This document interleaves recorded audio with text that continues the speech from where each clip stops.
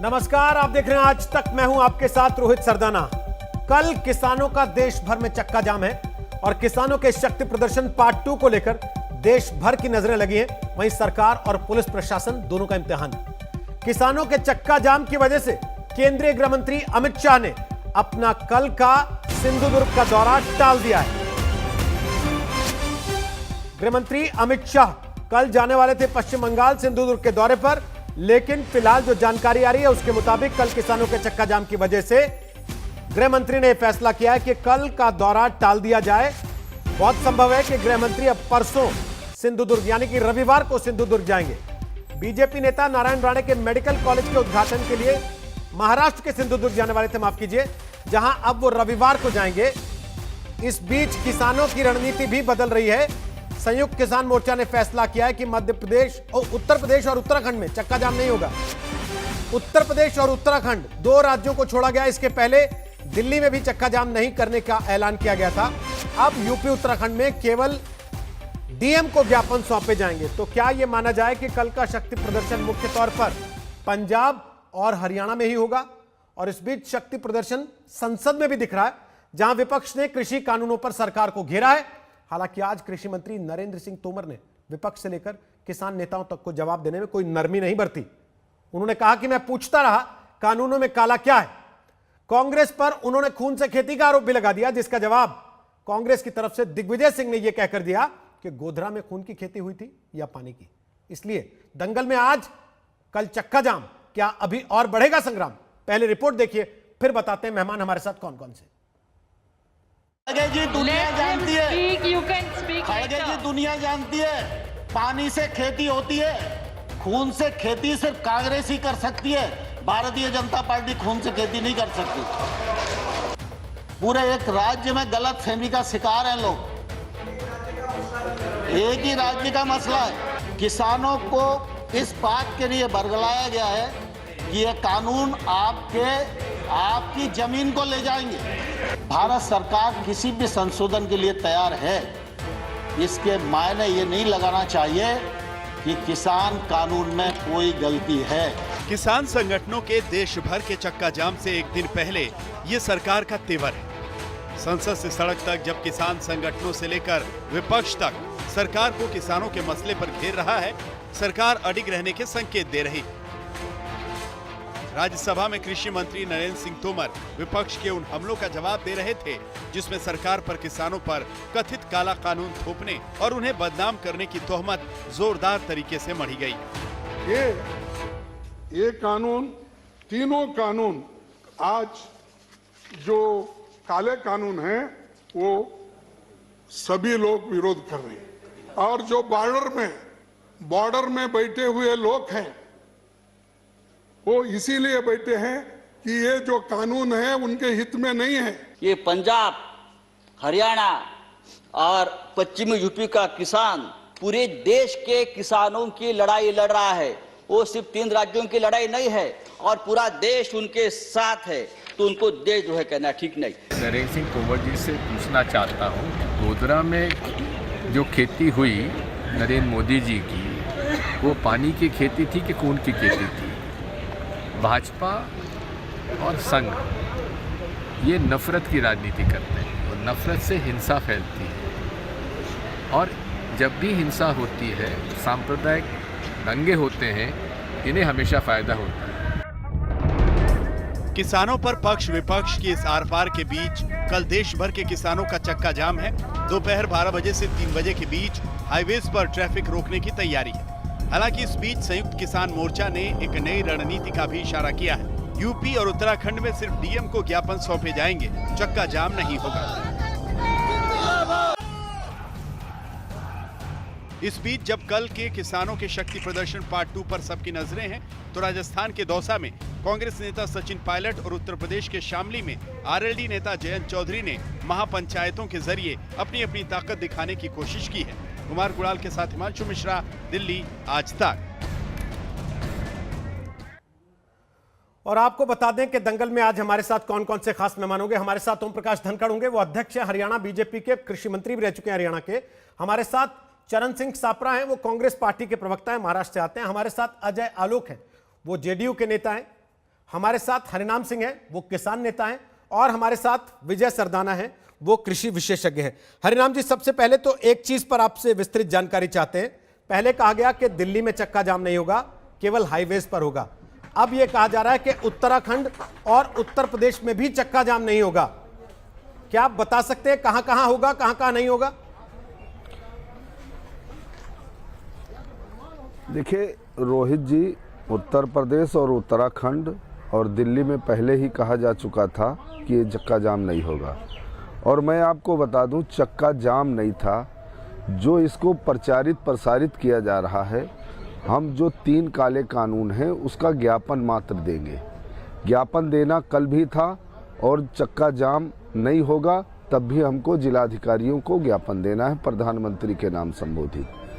और हम आपके माध्यम से ये कहना चाह रहे हैं, ये जो कानून हैं, जो भी राजनीतिक दल हैं, वर्तमान सरकार है, वर्तमान सरकार के मंत्री हैं, प्रवक्ता, इसको अच्छे से एक बात समझ ले, इसको किसी पूर्व के दंगे या दंगों की आशंका उससे जोड़ के उन घटनाओं से इस किसान आंदोलन को न जोड़ा जाए।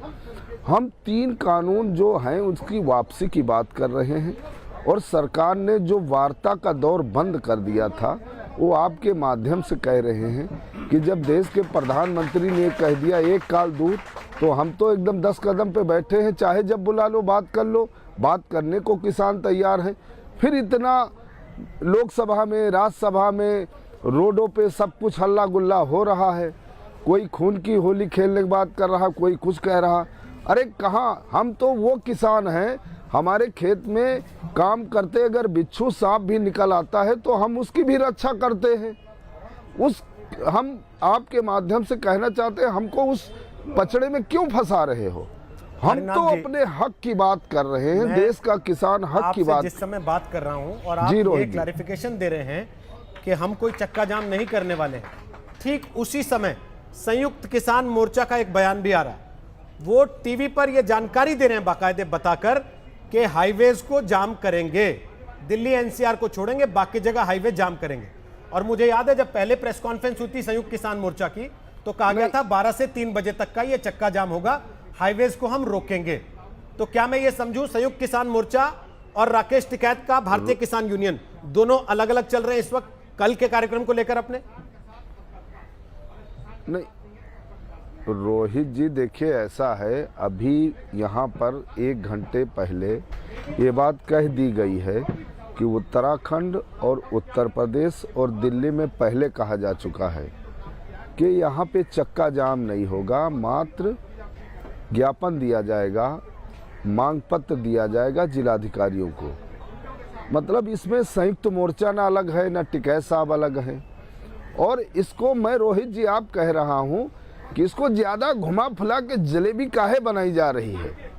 हम सीधी सी बात उस कानून की बात कर रहे हैं। अभी हम आपकी रिपोर्ट में सुन रहे थे, कोई वहाँ गुजरात के दंगे की बात कर रहा, कोई कहीं की बात कर रहा है। क्या मतलब है इन सारी बातों से? अरे सीधी सीधी किसान से सीधी बात करो। हम कोई राजनीति करने आए, हम कोई वोट बैंक बटोरने आए हैं। उसी के विवाद पर अभी नरेंद्र सिंह तोमर जवाब भी दे रहे हैं, वो भी आपको सुनवा देंगे। लेकिन हमारा पहला सवाल उस चिंता को लेकर है जो कल के दिन के लिए लोगों के मन में बैठी हुई है कि 26 जनवरी को जैसा हुआ था कहीं वैसी स्थिति तो नहीं हो जाएगी। आप कह रहे हैं हम और संयुक्त किसान मोर्चा अलग अलग नहीं है, लेकिन मैं आपके सामने बता रहा हूं हरिनाम जी, टिकैत जी ने साफ साफ कहा उत्तराखंड, दिल्ली एनसीआर और उत्तर प्रदेश हम केवल ज्ञापन देंगे। संयुक्त किसान मोर्चा कह रहा है कि हम सड़कें रोकेंगे, हाईवेज को रोकेंगे। तो किसको सही मानना है? भाई ये बात सिर्फ 3 राज्यों की बात कही गई है रोहित जी, उत्तर प्रदेश, उत्तराखंड और दिल्ली। बाकी तो देश में होगा, बाकी देश में होगा। जो कार्यक्रम पहले संयुक्त मोर्चा का तय था वो होगा, लेकिन इन 3 राज्यों में नहीं होगा। और जो कहा जाता है भाई 26 जनवरी की चाहे रोहित जी घटना ले लो, चाहे और ले लो, तो ये हम तो भाई यूपी उत्तराखंड को डिस्काउंट क्यों दिया गया? ज्यादा इसको काहे कानूनी ये यूपी उत्तराखंड को कल चक्का जाम का डिस्काउंट क्यों मिला है? कोई खास कारण है उसका? दिल्ली को पहले ही कहा जा चुका था। नहीं, कोई कारण नहीं है, वो संयुक्त मोर्चा का अपना निर्णय है। संयुक्त मोर्चा का निर्णय है। संयुक्त मोर्चा ने निर्णय लिया है, सब किसान इसका अमल करेंगे, इसका पालन करेंगे। आपने कहा सब हम बातचीत लोग को इसका तैयार पालन करेंगे, हैं, रोहित सरकार जी। संसद में हमारा- राजनीतिक बयानबाजी में ना पड़े, हमसे बात करें, सीधे बात करके खत्म करें। लेकिन टिकैत जी ने तो कल कहा कि हम या तो अब प्रधानमंत्री से बात करेंगे या फिर गृह मंत्री से बात करेंगे। सीधी बात की उन्होंने आज तक पर। कल आप देखेंगे रात में, कल भाई चलेगी 8 बजे। प्रधानमंत्री रोहित जी, आप एक बात बताओ, देश के प्रधानमंत्री हैं, हम लोगों ने उनको प्रधानमंत्री बनाया, चुन के बनाया, पूरे भाव से बनाया, पूर्ण बहुमत की सरकार दिया। अगर देश के प्रधानमंत्री, गृह मंत्री अगर बात कर लेंगे किसानों से तो क्या कोई बुराई है? या कोई हम अछूते हैं, या हम कहीं से अलग से आए हैं, और या अगर हमारे इस देश के किसानों के अंदर कोई बदबू आ रही है तो जो साबुन से नहा के प्रधानमंत्री से मिला जाता वो साबुन बता दे, हम उससे नहा के चले आएंगे, एक बार हम भी उससे स्नान कर लेंगे। भाई इसमें ज़्यादा इसमें माथा पच्ची करने की कोई ज़रूरत ही नहीं है। हरिनाम जी, आप तो कोई राजनीति ज़रूरत जानते हैं। नहीं है, देश के प्रधानमंत्री हैं। आपकी बातों से समझ में आ रहा है कि आप राजनीति कोई- अच्छे से जानते कोई- हैं। रोहित, क्या आपने प्रधानमंत्री से मुलाकात के लिए समय मांगा है, औपचारिक तौर पर निवेदन किया है, या टीवी पर, क्योंकि आप लोगों ने कई दफे बोला कि पीएम आए बात करें, तो आप ये उम्मीद कर रहे हैं कि टीवी देख के वो आ जाएंगे और गाजीपुर पे बैठ जाएंगे आपसे बात करने? अच्छा रोहित भाई, हम तो आपसे ये कह रहे हैं हाथ जोड़ के कि भाई देश के प्रधानमंत्री अगर वो हमारे बीच में आ जाएंगे, या एक काल राकेश टिकैत जो हमारे नेता है उनका नंबर होगा, कहीं से ले लेंगे, तब आपके पास भी होगा, उनका नंबर दे दो, बात कर लें, इसमें कौन सी बुराई हो जाएगी? अरे कोई युद्ध थोड़ा हो रहा, ना हम कोई पाकिस्तान से आए हैं, ना हमारे प्रधानमंत्री कहीं से आए हैं। प्रधानमंत्री का सम्मान होना चाहिए, प्रधानमंत्री के सम्मान के साथ में वार्ता होगी।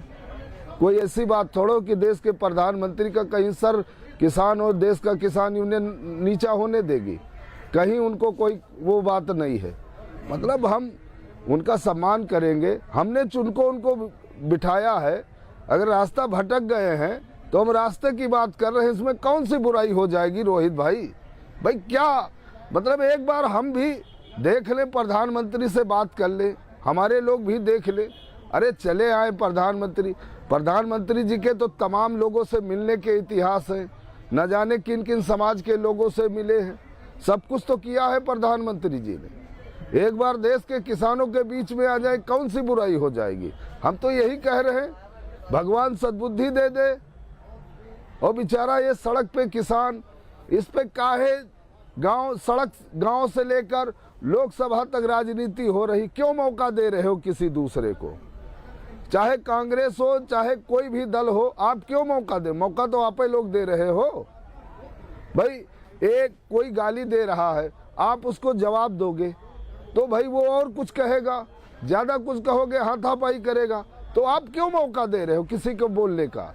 बात सरकार, जिस सरकार को हमने चुना है, उस सरकार और किसान के बीच की बात है। आप तीसरे को क्यों उसमें ला रहे हो पचड़े में?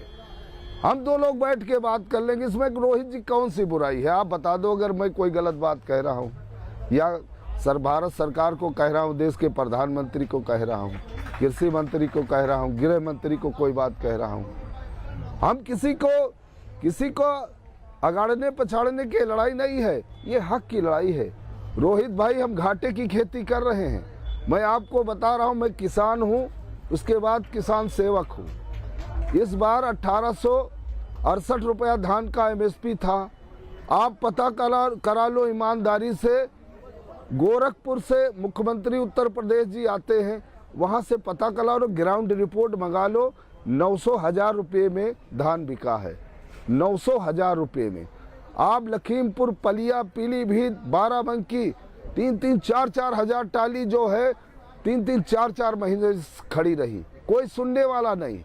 हरदोई में तो एक सरकारी महिला ये कह रही कि हम सरदारों का धान नहीं खरीदेंगे। आप बताओ इस देश में क्या हो रहा है? क्या सरदार इस देश का अंग नहीं है? सारी बातें क्या सरदार इस देश? आपकी सारी बातें मैंने सुनी और बड़े आराम से सुनी, बड़े ध्यान से सुनी जी।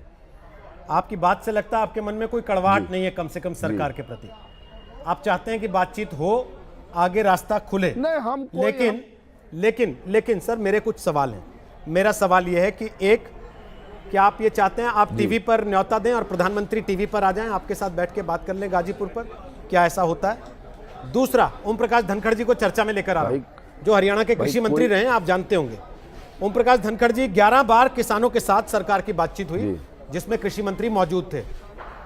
अगर बात इतनी सरल और सीधी थी जितनी हरिनाम जी कह रहे हैं, तो फिर हल क्यों नहीं हो गई? ओम प्रकाश जी, पेच कहां अड़ा हुआ आज तक जिसमें वो कह रहे हैं कि तीसरे को मौका मिल रहा है? देखिए रोहित सरदाना जी, मेरी आवाज पहुंच रही है क्या? बिल्कुल पहुंच रही है, बोलिए।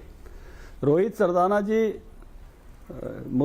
मुद्दा बिंदुवार आज भी कृषि मंत्री जी ने कहा कि काले कानूनों में काला क्या है वो जरूर बताया जाए। उन्होंने खुलकर कहा, जो नाम दे दिया गया है कानूनों को वही शब्द इस्तेमाल करते हुए कहा कि इनमें क्या क्या कमी है जरूर बताया जाए। किस किस राज्य में कंट्रैक्ट खेती के कानून हैं, मेरे राज्य समेत, पंजाब समेत बाकी सब राज्यों की गिनती कराई।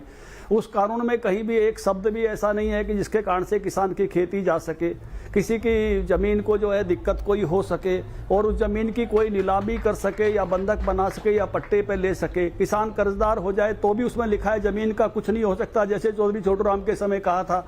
बात यहाँ अटकती है रोहित जी की मुद्दों पर बात नहीं हो रही, बात वहां पहुंच जाती है कि केवल रद्द करो। तो इस नाते से बात का अटकाव, इतनी बार की बातचीत के बाद भी अटकाव यहां है कि जितने भी मुद्दे किसान संगठन जत्थेबंदी चाहे पंजाब से लेके आई थी, चाहे हमारे उत्तर प्रदेश के साथी कह रहे हैं, चाहे हमारे यहाँ के साथी कह रहे हैं, वो सारे के सारे सुधारों की बात तोमर जी के साथ हुई है। तोमर जी ने अपनी चिट्ठी में भी लिखा है, आज संसद में भी कहा है कि भाई आप इसमें ये बताइए कि कमी कहाँ है। उस सारी कमियों को हम दूर करने के लिए तैयार हैं। दिक्कत कहीं कठिनाई है तो इस बात की हठधर्मिता के साथ है कि सुधार नहीं चाहिए और सुधार से आगे जाके केवल रिजेक्शन चाहिए। दिक्कत वहां होती है। हम सब जानना चाहते हैं, सारा देश जानना चाहता है, आपके मीडिया के माध्यम से भी जानना चाहता है कि इन कानूनों में काला क्या है, कौन सी ऐसी बात है जिससे कठिनाई आने वाली है। केवल और केवल अंदेशों की बात करके उस कानून में बिल्कुल साफ तौर पर लिखा हुआ है कि केवल कंट्रैक्ट खेती में आपके उत्पाद का कंट्रैक्ट हो सकता है, आपकी जमीन का नहीं हो सकता, उसको कोई पट्टे पे नहीं ले सकता, उसको कोई बंधक नहीं बना सकता।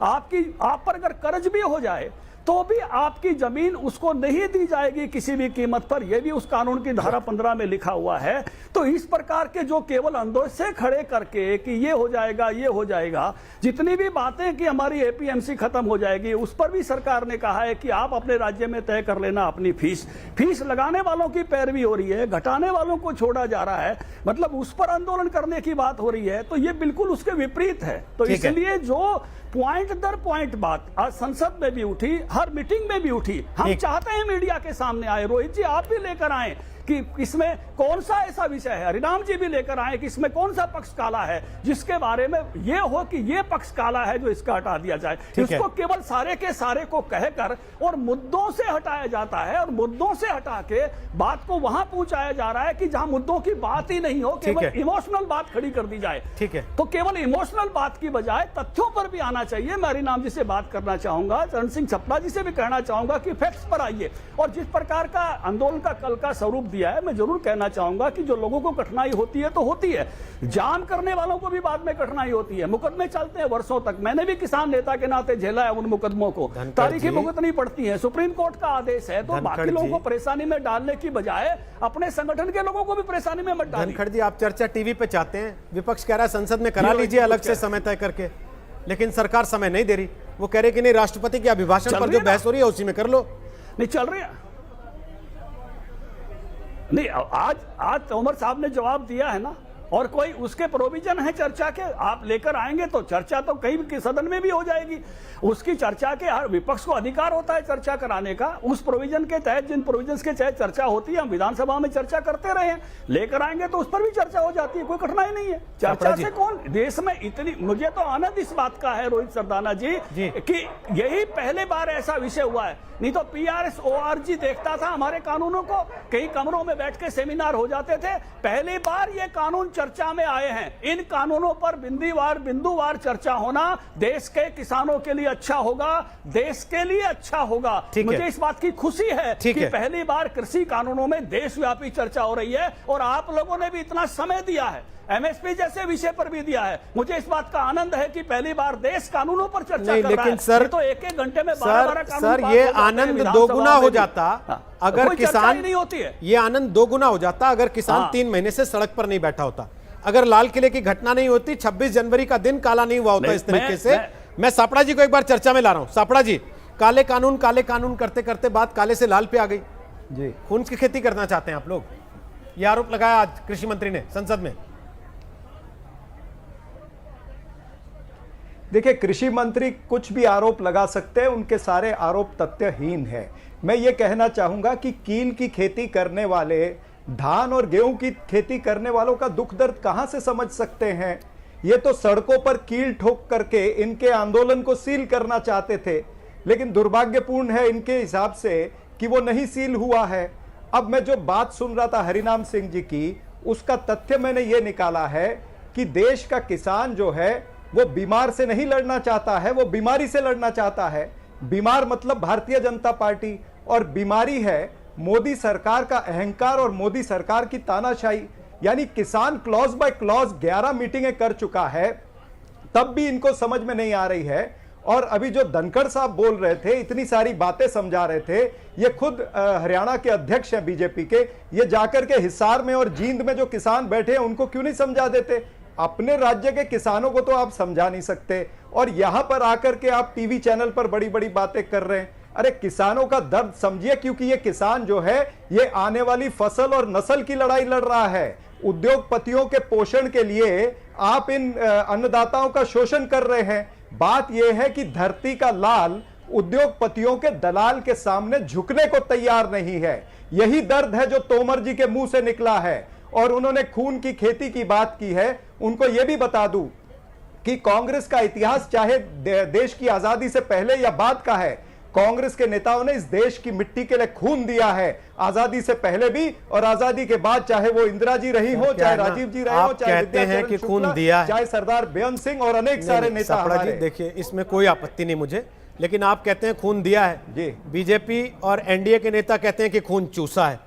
अब ये जनता तय करेगी कि खून दिया है या खून चूसा है। मैं अजय आलोक को लेकर आ रहा हूं जरा चर्चा में, वो चाय पी रहे हैं काफी देर से आप लोगों की बातें सुनते हुए, और धनखड़ साहब आपकी बात पे जवाब देना चाहते हैं। उसके पहले फटाफट अजय आलोक अपनी बात आप रख लीजिए। ये कह रहे हैं कि भाई सत्ता के जो लोग हैं वो असल में देश के लाल के ऊपर उद्योगपतियों के दलाल बन के बैठना चाहते हैं। अजय आलोक।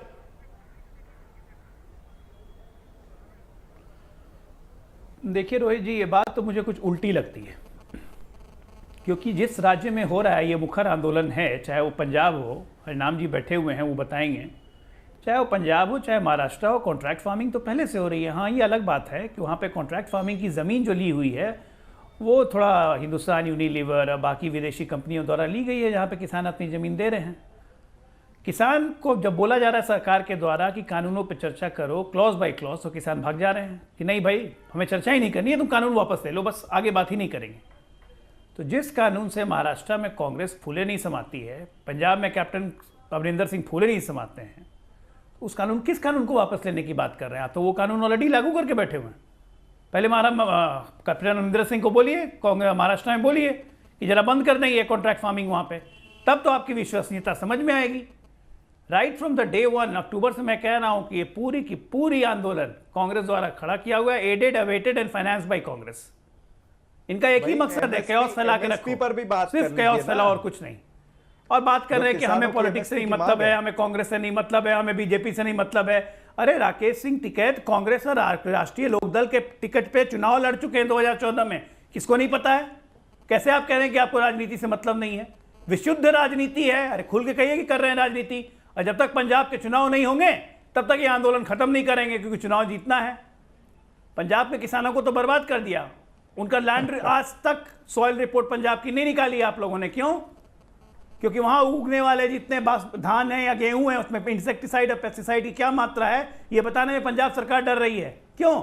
एमएसपी क्यों नहीं खत्म हो, इस पर आप लोग चर्चा नहीं करते। आज तक एमएसपी को कानून नहीं बनाया 70 साल में। आज हम कह रहे हैं कि एमएसपी जारी रहेगी तो आप कहते हैं कि कानून बना दो जी।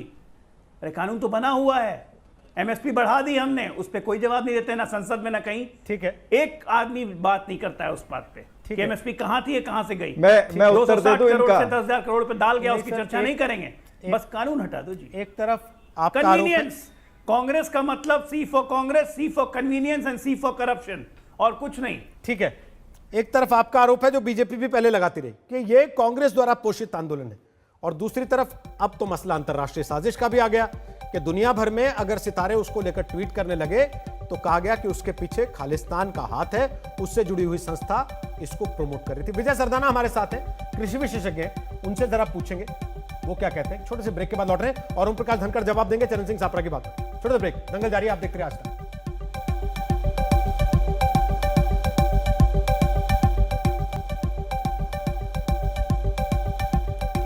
तो ब्रेक के बाद एक बार फिर से आपका स्वागत है, दंगल आप देख रहे हैं। सवाल ये कि कल चक्का जाम है क्या और बढ़ने वाला संग्राम है। हालांकि उत्तर प्रदेश, उत्तराखंड, दिल्ली, एनसीआर, यहां चक्का जाम का असर नहीं होगा। शामली में आज महापंचायत हुई किसानों की, वहां भी इस बात का ऐलान किया गया। राकेश टिकैत ने खुद यह बात कही कि उत्तर प्रदेश, उत्तराखंड में केवल डीएम को ज्ञापन सौंपे जाएंगे, और दिल्ली में पहले से ही इस बात को लेकर कहा गया कि वहां चक्का जाम नहीं किया जाएगा। लेकिन संयुक्त किसान मोर्चा का यह बयान भी कि बाकी हाईवेज पर चक्का जाम होगा और सरकार तक अपनी आवाज पहुंचाएंगे। हरिनाम सिंह हमारे साथ हैं, किसान नेता हैं, विजय सरदाना हमारे साथ हैं, अर्थशास्त्री हैं, कृषि विशेषज्ञ हैं, हमारे साथ ओपी धनखड़ हैं, कृषि मंत्री रह चुके हैं हरियाणा के और हरियाणा बीजेपी के अध्यक्ष हैं। चरण सापरा हमारे साथ हैं, वो कांग्रेस के प्रवक्ता हैं, और अजय आलोक हमारे साथ हैं, जेडीयू के नेता हैं।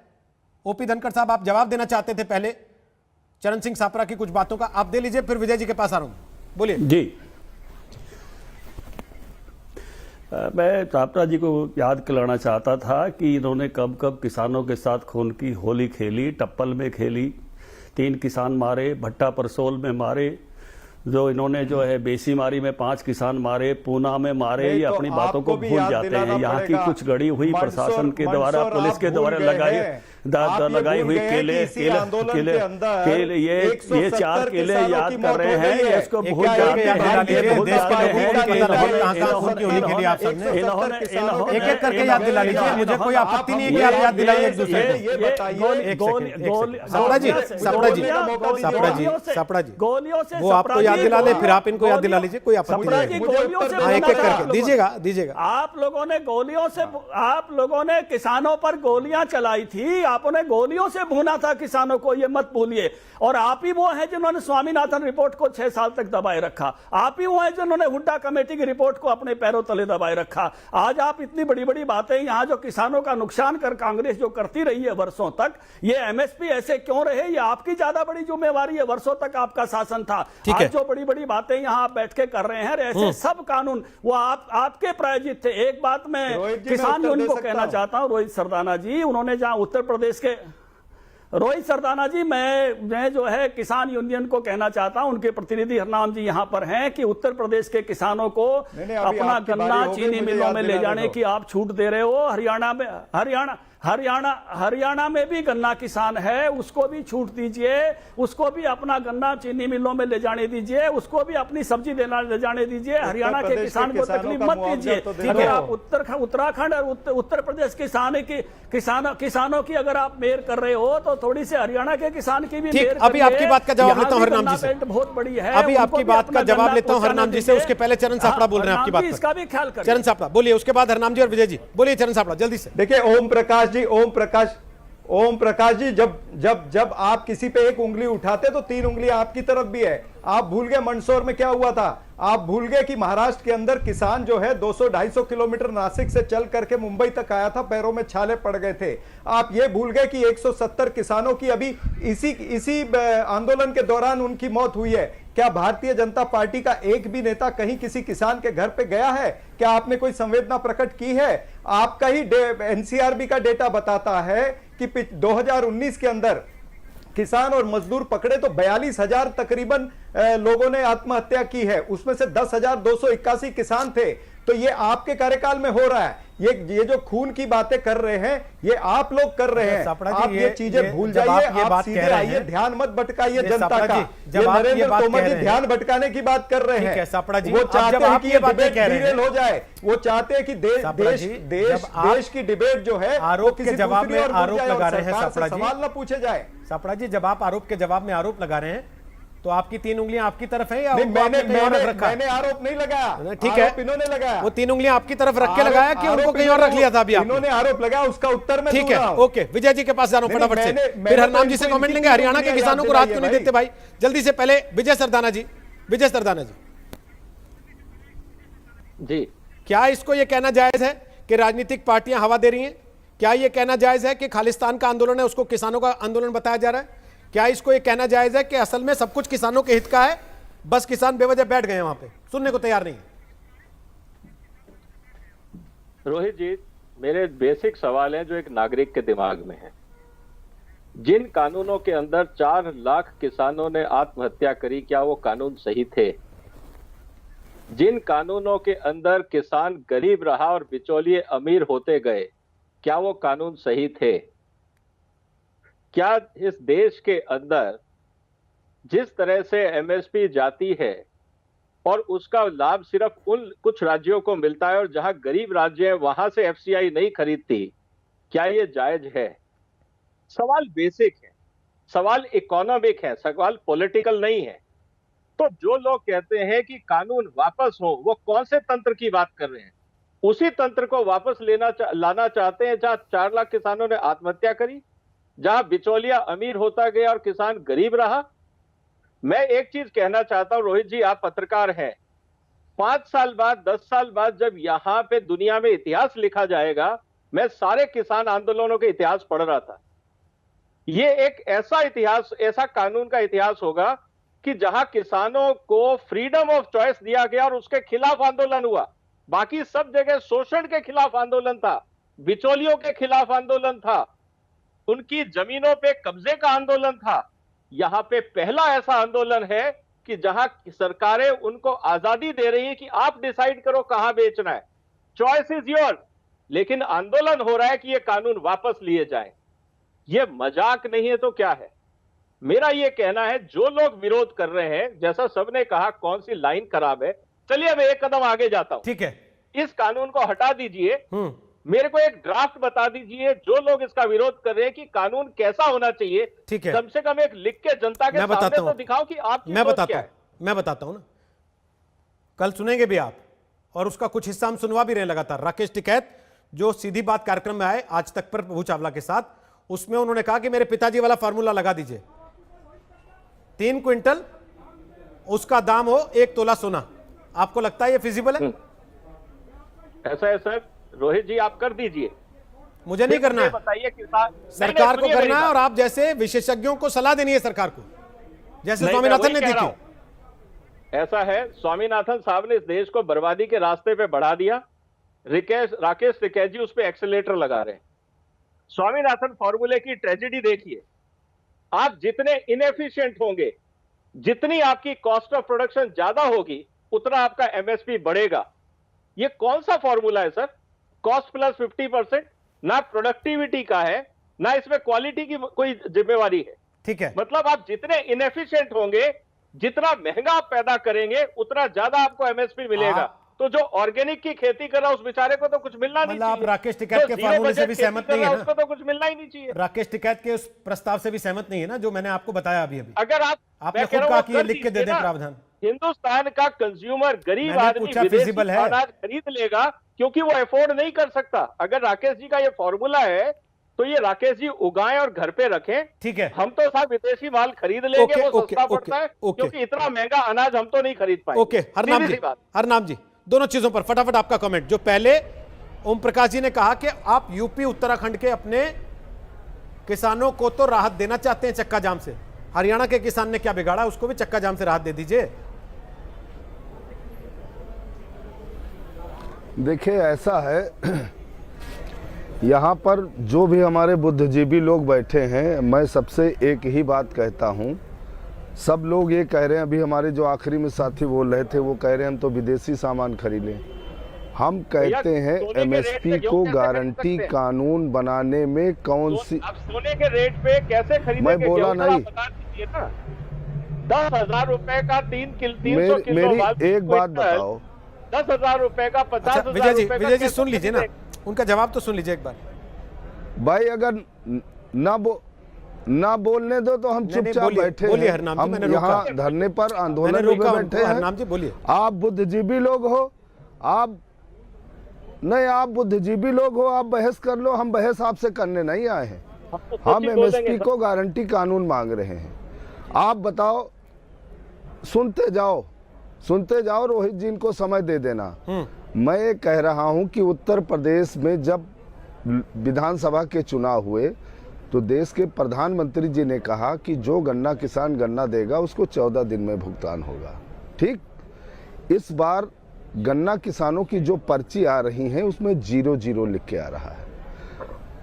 आप चाहे कांग्रेस की सरकार रही हो उत्तर प्रदेश में या और जितनी भी सरकारें रही हों, हम सबसे, और मैं जमीन का आदमी हूं, मैं बता रहा हूं, आज भी गन्ने एक ट्राली 22 क्विंटल की गन्ने की जो ट्राली जाती है, 2 से 2.5 क्विंटल गन्ना क्रय केंद्र पर चोरी होता है। रोहित भाई, ये दावा कर रहा हूं मैं। जब भी आप अपनी टीम को लगा देना, मैं आपको दिखा दूंगा कि किसान के साथ हर ट्राली में 2 क्विंटल गन्ना चोरी होता है। नंबर 1।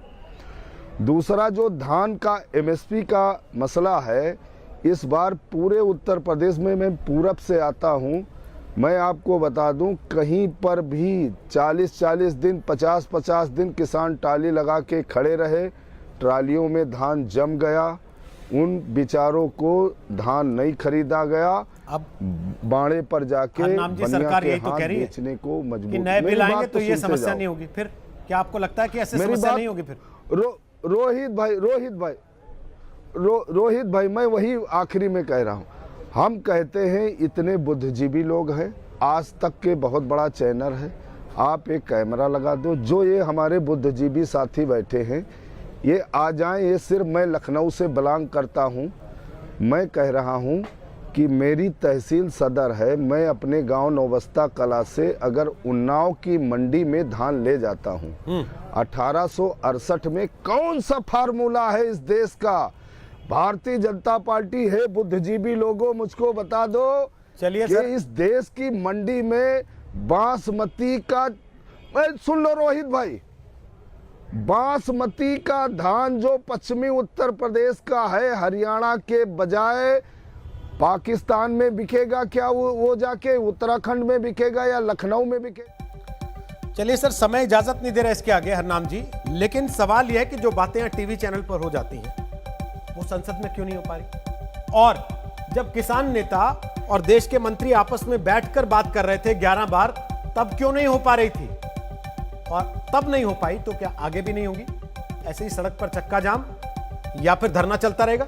एक छोटे से ब्रेक के बाद हमारे आखिरी पड़ाव पर होंगे। तो जो सवाल हमने आज आपसे पूछा था उसका जवाब आपने क्या दिया, बताएंगे ब्रेक के बाद। आप देखते रहिए आज तक, दंगल जारी है। तो सवाल हमने आज आपसे पूछा था, क्या किसानों के संग्राम के लिए कांग्रेस को जिम्मेदार ठहराना सही है? आपके जो जवाब हमें मिले, 66% लोगों ने कहा हां, जबकि 34% लोगों को ऐसा नहीं लगता। दंगल आप देख रहे थे, एक छोटा सा ब्रेक ले रहे हैं, लेकिन आगे हल्ला बोल होगा अंजना के साथ। आप देख रहे हैं आज तक।